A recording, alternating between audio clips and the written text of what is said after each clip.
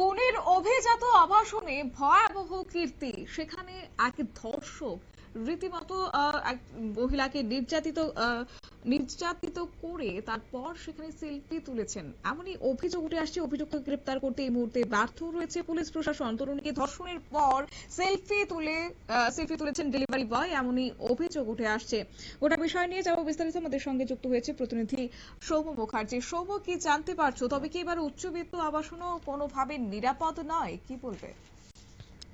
এখন যেটা জানা যাচ্ছে যে পুনে শহরের একটি অভিজাত আবাসনে বাসিন্দা এক যুবতীকে ধর্ষণ করে তার মোবাইল থেকে নিজে সেলফি তুলেছে কেরিয়ার সার্ভিস সংস্থার এক ডেলিভারি বয়। যেটা জানা যাচ্ছে যে ঘরে ঢুকে ওই তরুণীর মুখে এক ধরনের তরল স্প্রে করে দেয় অভিযুক্ত, ফলে জ্ঞান হারান ওই তরুণী। তারপরেই ওই যুবক তাকে ধর্ষণ করে বলে অভিযোগ। যেটা জানা যাচ্ছে যে ওটিপির জন্য মোবাইল নিতে ঘরে ঢুকছিল তরুণী এবং তার সেই সুযোগেই পেছন পেছন ঘরে ঢুকে পড়ে অভিযুক্ত। তারপর জোর করে দরজা বন্ধ করে কুক করে পালাতে হয় যুবক। ঘটনাস্থলে পালানোর আগে নির্যাতিতার ফোনে যুবকটি সেলফি তুলে বলে জানা গেছে এবং ওই দিকে যায় যে আবার আসবো। বিষয়টি জানার পরই ঘটনার তদন্ত শুরু করেছে পুলিশ। পুনের ডেপুটি পুলিশ কমিশনার রাজকুমার সিং জানান যে অজ্ঞাত পরিচয় যুবকের বিরুদ্ধে ধর্ষণ, শারীরিক নির্যাতন সহ একাধিক জেলায় মামলা করা হয়েছে। ঘটনাটা ঘটেছে বুধবার সন্ধ্যেবেলায় 7:30 নাগাদ। ব্যাংকের একটি চিঠি নিয়ে 22 বছরের ওই তরুণী ফ্ল্যাটে হাজির হন ডেলিভারি বয় যুবক এবং কুরিয়ার সংস্থার 3 নম্বরের জন্য ফোন নিতে ঘরে ঢুকেছিলেন তরুণী। তখনই ওই যুবকটি দুষ্কর্ম করে বলে অভিযোগ।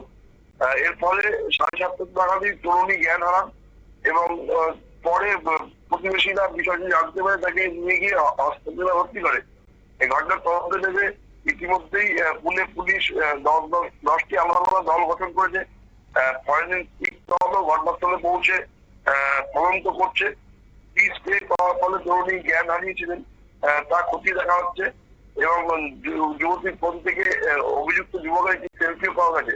তার ভিত্তিতেই তদন্ত চলছে, যদিও এখনো পর্যন্ত ওই অভিযুক্ত যুবক সম্বন্ধে বিস্তারিত কিছু জানা যায়নি এবং তাকে গ্রেপ্তার করতেও সক্ষম হয়নি পুনে পুলিশ। বিষয়টি নিয়ে তুমুল উত্তেজনা দেখা দিয়েছে এবং মহিলাদের অভিজাত আবাসনও যদি মহিলাদের নিরাপত্তা না থাকে তাহলে সাধারণ গরিব দলের মহিলাদের কি হবে সেই নিয়েই জল্পনা করছে স্থানীয় মানুষজন এবং এই বিষয়ে পুলিশি উদাসীনতার অভিযোগও করছে। ধন্যবাদ।